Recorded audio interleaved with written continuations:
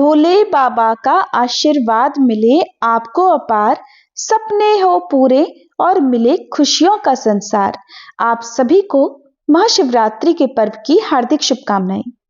फाल्गुन मास की शिवरात्रि महाशिवरात्रि कहलाती है और ये शिव और शक्ति के मिलन का अद्भुत पर्व है। और आज के इस वीडियो में आप जानने वाले हैं महाशिवरात्रि की संपूर्ण पूजा विधि के बारे में, जिसमें आपको पहले सरल पूजा विधि के बारे में बताएंगे और इसके बाद षोडशोपचार पूजा विधि और मंत्रों के बारे में भी आप जानेंगे, इसलिए वीडियो को पूरा जरूर देखिएगा। महाशिवरात्रि में मुख्य पूजा निशीत काल में या रात के 4 पहरों में की जाती है। संभव हो तो चारों पहरों में पूजा करें, नहीं तो प्रथम और अंतिम पहर में भी आप पूजा कर सकते हैं। पहले जान लेते हैं आवश्यक पूजन सामग्री के बारे में। तो देखिए, महाशिवरात्रि की पूजा को आप अपने घर पर पार्थिव शिवलिंग बनाकर या आपके पास शिव परिवार हो, प्रतिमा हो, तस्वीर हो तो आप पूजा कर सकते हैं। घर पर पूजा करना संभव ना हो तो आसपास के शिव मंदिर में जाकर आप ये पूजा संपन्न कर सकते हैं। पूजा करने के लिए आपको एक साफ शिवलिंग या शिवजी की मूर्ति चाहिए। शिवलिंग आप तालाब आदि के किनारे की शुद्ध मिट्टी से खुद भी बना सकते हैं और जो शिवलिंग का आकार है वो अंगूठे से ज्यादा बड़ा नहीं होना चाहिए। दूध, दही, घी, शहद और शक्कर को मिलाकर पंचामृत तैयार करें। गंगा जल रखें, बेलपत्र, धतूरा, भांग, शमी पत्र, आक का फूल, ताजे पुष्प, पूजा के लिए शुद्ध घी का दीपक और धूप, तिलक लगाने के लिए चंदन, भोग लगाने के लिए नैवेद्य, फल, मिठाई या घर की बनी हुई शुद्ध खीर, जनेऊ, मौली, माता पार्वती जी को अर्पित करने के लिए सुहाग की सामग्री और भेंट चढ़ाने के लिए दक्षिणा।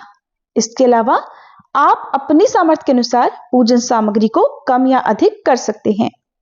शिवरात्रि के एक दिन पहले यानी त्रयोदशी तिथि के दिन भक्तों को केवल एक ही समय सात्विक भोजन ग्रहण करना चाहिए और शिवरात्रि के दिन प्रातःकाल ब्रह्म मुहूर्त में उठकर नित्य कर्म आदि से निवृत्त होने के बाद भक्तगणों को पूरे दिन के व्रत का संकल्प लेना चाहिए। इस व्रत को कुछ लोग पूरी तरह से निर्जल और निराहार रहकर रखते हैं, तो कुछ लोग जल, फल या दूध आदि का सेवन करते हुए व्रत रखते हैं। तो आप अपनी सामर्थ्य के अनुसार उसी प्रकार का संकल्प भी लें। संकल्प के दौरान भक्तों को मन ही मन अपनी प्रतिज्ञा भी दोहरानी चाहिए और भगवान शिव से इस व्रत को निर्विघ्न रूप से पूर्ण करने के लिए आशीर्वाद मांगना चाहिए। हिंदू धर्म में व्रत बहुत कठिन होते हैं और भक्तों को उन्हें पूर्ण करने के लिए मन में पूर्ण श्रद्धा और विश्वास रखकर ही पूजा पूर्ण होने की कामना भी करनी चाहिए। पूजा प्रारंभ करने के लिए पूर्व दिशा की या उत्तर दिशा की ओर मुंह करके एक साफ आसन पर बैठ जाएं। आप शिवलिंग को एक स्वच्छ स्थान पर या चौकी पर स्थापित करें। तस्वीर हो तो तस्वीर की स्थापना करें। तस्वीर हो तो गंगा जल छिड़कें और शिवलिंग हो तो गंगा जल अर्पित करें। फिर शिवलिंग पर पंचामृत, गंगा जल, दूध और जल से अभिषेक करें। सबसे पहले पंचामृत, यदि आपने मिलाकर बनाया हुआ है तो पंचामृत अर्पित करें, नहीं तो कच्चा दूध, दही, घी, शक्कर और शहद आदि को अलग अलग तरीके से अलग अलग बार में आप शिवलिंग पर अर्पित करें और सबसे अंत में एक बार फिर से जल से अभिषेक अवश्य करें। फिर चंदन का तिलक लगाएं, त्रिपुंड बनाएं, बेलपत्र, भांग, धतूरा, पुष्प आदि अर्पित करें, जनेऊ अर्पित करें, वस्त्र रूपी कलावा अर्पित करें, धूप दीप जलाएं, हाथ में पुष्प और जल लेकर व्रत रखने का संकल्प लें और इसके बाद ओम नमः शिवाय मंत्र का या महामृत्युंजय मंत्र का आपको जाप करना चाहिए। माता पार्वती जी की पूजा करते समय उन्हें सिंदूर लगाएं, सुहाग की सामग्री अर्पित करें, मंदिर में भेंट अर्पित करें और इसके बाद शिवरात्रि व्रत की कथा का श्रवण भी करें। बिना कथा के कोई भी व्रत अधूरा माना जाता है। यदि आपने व्रत नहीं रखा है तो केवल पूजा करके भी आप कथा का श्रवण कर सकते हैं। कथा के बाद सबसे अंत में कपूर जलाकर आरती उतारें और आरती उतारने के बाद सबसे अंत में नैवेद्य का भोग लगाएं। भोग शुद्ध और सात्विक होना चाहिए और भगवान शिव तथा देवी पार्वती जी से इस भोग को ग्रहण करने का आग्रह करना चाहिए और इस प्रकार से शिवरात्रि की पूजा की जाती है। इस पूजा को आप शीतकाल में या 4 पहर में भी कर सकते हैं और अगले दिन सुबह सूर्योदय होने के बाद शिवलिंग का एक बार फिर से जलाभिषेक करें, भगवान को भोग लगाएं, भोग फल या मिठाई का लगाएं और फिर उसी को प्रसाद रूप में ग्रहण करके अपना उपवास खोलना चाहिए। भक्तों को शिवलिंग पर अर्पित किए गए प्रसाद को ही ग्रहण करके उपवास खोलना चाहिए। आइए अब जान लेते हैं भगवान शिव की षोडशोपचार पूजा या 4 पहर में जो विस्तृत पूजा की जाती है वो कैसे करनी है, किन किन मंत्रों का जाप आपको करना है। शिवरात्रि पर पहले पहर की पूजा से भक्तों का शरीर शुद्ध होता है, दूसरे पहर की पूजा से मन शुद्ध होता है, तीसरे पहर की पूजा से आत्मा पवित्र होती है, चौथे पहर की पूजा से ब्रह्म की सिद्धि होती है और इस तरह शिवरात्रि पर पहले पहर की पूजा दूध से, दूसरे पहर की पूजा घी से, तीसरे पहर की पूजा दही से और चौथे पहर की पूजा शहद से करनी चाहिए तथा अंत में हर बार गंगा जल अर्पित करके पूजा संपूर्ण करनी चाहिए। और इन 4 पहरों की पूजा में यदि आप रुद्राष्टाध्यायी के मंत्रों से पूजा ना कर पाए तो शिव पंचाक्षरी मंत्र का यानी ओम नमः शिवाय मंत्र का मन में जप करते हुए भी पूजा कर सकते हैं। षोडशोपचार पूजा विधि के बारे में जानने से पहले जान लीजिए कि कौन कौन से नियम हैं जिनका पालन आपको आज करना है। केतकी का पुष्प भगवान को अर्पित नहीं किया जाता है और इसके अलावा शिवलिंग की पूरी परिक्रमा भूलकर भी नहीं करनी चाहिए, आधी परिक्रमा ही की जाती है। भगवान शिव की पूजा में हमेशा शमी पत्र और बेलपत्र का डंठल तोड़कर उन्हें उल्टा करके ही शिवलिंग पर अर्पित करना चाहिए। शिवरात्रि की मुख्य पूजा आरंभ करते हुए सबसे पहले भगवान शिव का ध्यान करके फिर पूजन आरंभ करना चाहिए। ध्यान मंत्र है ओम सांगाय सायुधाय सांब सदा शिवाय नमः ध्यानात ध्यानम समर्पयामि। अब अपने दाहिने हाथ में जल और पुष्प लेकर व्रत रखने का संकल्प लें। अपना नाम, अपने कुल गोत्र का नाम लेकर किस तरह से जलाहार या फलाहार करके या पूरी तरह से निर्जल रहकर आप इस व्रत को रखना चाहते हैं उसका संकल्प लीजिए। अब हम संकल्प लेने के बाद आह्वान करेंगे, तो आह्वान करते समय शिवलिंग के या प्रतिमा के समक्ष दोनों हथेलियों को जोड़कर तथा दोनों अंगूठों को अंदर की ओर मोड़कर आह्वान मुद्रा प्रदर्शित करते हुए इस मंत्र का उच्चारण करेंगे।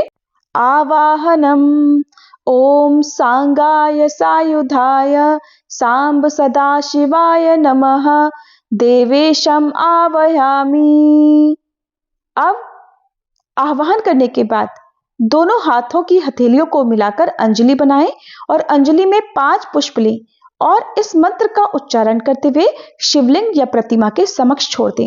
ओम सांगाय सायुधाय सांब सदा शिवाय नमः आसनम कल्पयामि। आसन अर्पित करने के बाद इस मंत्र का उच्चारण करते हुए भगवान शिव को चरण प्रक्षालन हेतु यानी चरण धोने के लिए जल अर्पित करेंगे। ओम सांगाय सायुधाय सांब सदा शिवाय नमः पाद्यम समर्पयामि। पाद प्रक्षालन के बाद अब इस मंत्र का उच्चारण करते हुए भगवान शिव को अभिषेक हेतु जल अर्पित कीजिए। ओम सांगाय सायुधाय सांब सदा शिवाय नमः अर्घयम समर्पयामि। इसके बाद यदि आप इस पूजा को 4 पहर में कर रहे हैं तो 4 पहर में जो भी प्रकार का अर्घ आप अर्पित करेंगे उस समय आपको इस मंत्र का उच्चारण करना है। ओम सांगाय सायुधाय सांब सदा शिवाय नमः प्रथम प्रहरस्य अर्घयम समर्पयामि। द्वितीय प्रहरे अर्घ्यम ओम सांगाय सायुधाय सांब सदा शिवाय नमः द्वितीय प्रहरस्य अर्घयम समर्पयामि। तृतीय प्रहरे अर्घ्यम ओम सांगाय सायुधाय सांब सदा शिवाय नमः तृतीय प्रहरस्य अर्घयम समर्पयामि। चतुर्थ प्रहरे अर्घ्यम ओम सांगाय सायुधाय सांब सदाशिवाय नमः। चतुर्थ प्रहरस्य अर्घ्यं समर्पयामि। अर्घ्य अर्पण करने के बाद इस मंत्र का उच्चारण करते हुए भगवान शिव को आचमन हेतु जल अर्पित करेंगे। ओम सांगाय सायुधाय सांब सदाशिवाय नमः आचमनीयं समर्पयामि। आचमन अर्पण करने के बाद आप भगवान शिव को स्नान हेतु जल अर्पित करते हुए इस मंत्र का उच्चारण कीजिए। स्नानम ओम सांगाय सायुधाय सांब सदाशिवाय नमः स्नानम समर्पयामि। स्नान अर्पण करने के बाद आप भगवान शिव को नवीन वस्त्र अर्पित करें। वस्त्र रूपी आप कलावा अर्पित कर सकते हैं या पीला वस्त्र अर्पित करें। वस्त्रम ओम सांगाय सायुधाय सांब सदाशिवाय नमः वस्त्रम समर्पयामि। वस्त्र अर्पित करने के बाद भगवान शिव को पवित्र सूत्र यानी जनेऊ यज्ञोपवीत अर्पित करते हुए इस मंत्र का उच्चारण करें। ओम सांगाय सायुधाय सांब सदाशिवाय नमः यज्ञोपवीतम समर्पयामि। यज्ञोपवीत अर्पित करने के बाद भगवान शिव को चंदन अर्पित करते हुए इस मंत्र का उच्चारण करें। ओम सांगाय सायुधाय सांब सदाशिवाय नमः गंधम समर्पयामि। चंदन अर्पित करने के बाद भगवान शिव को पुष्प अर्पित करते हुए कहें। पुष्पाणि ओम सांगाय सायुधाय सांब सदाशिवाय नमः पुष्पाणि समर्पयामि। पुष्प अर्पित करने के बाद भगवान शिव को धूप दिखाकर धूप अर्पित करते हुए कहें। ओम सांगाय सायुधाय सांब सदाशिवाय नमः धूपम आघ्रापयामि। अब शुद्ध घी का दीप भगवान शिव को अर्पित करें। ओम सांगाय सायुधाय सांब सदाशिवाय नमः दीपम दर्शयामि। दीप अर्पित करने के बाद अपने हाथ धोकर भगवान को अब नैवेद्य अर्पित करें और नैवेद्य में आप अलग अलग तरीके के फल या मिठाई सम्मिलित करके इस मंत्र का उच्चारण करके भगवान को अर्पित करें। ओम सांगाय सायुधाय सांब सदाशिवाय नमः नैवेद्यम निवेदयामि। नैवेद्य अर्पण करने के बाद आप भगवान शिव को तांबूल यानी पान सुपारी अर्पित करते हुए इस मंत्र का उच्चारण करें। ओम सांगाय सायुधाय सांब सदाशिवाय नमः तांबूलम समर्पयामि। तांबूल अर्पित करने के बाद कुछ दक्षिणा भगवान के चरणों में अर्पित करते हुए कहें। ओम सांगाय सायुधाय सांब सदाशिवाय नमः दक्षिणाम समर्पयामि। दक्षिणा अर्पित करने के बाद अब भगवान शिव की आरती उतारते हुए आप इस प्रकार से कहें। ओम सांगाय सायुधाय सांब सदाशिवाय नमः नीराजनम समर्पयामि। नीराजन करने के बाद परिक्रमा करते हुए इस मंत्र का उच्चारण करें। ओम सांगाय सायुधाय सांब सदाशिवाय नमः प्रदक्षिणाम समर्पयामि। प्रदक्षिणा यानी परिक्रमा करने के बाद भगवान शिव को नमस्कार करते हुए इस मंत्र का उच्चारण करें। ओम सांगाय सायुधाय सांब सदाशिवाय नमः नमस्कारम समर्पयामि।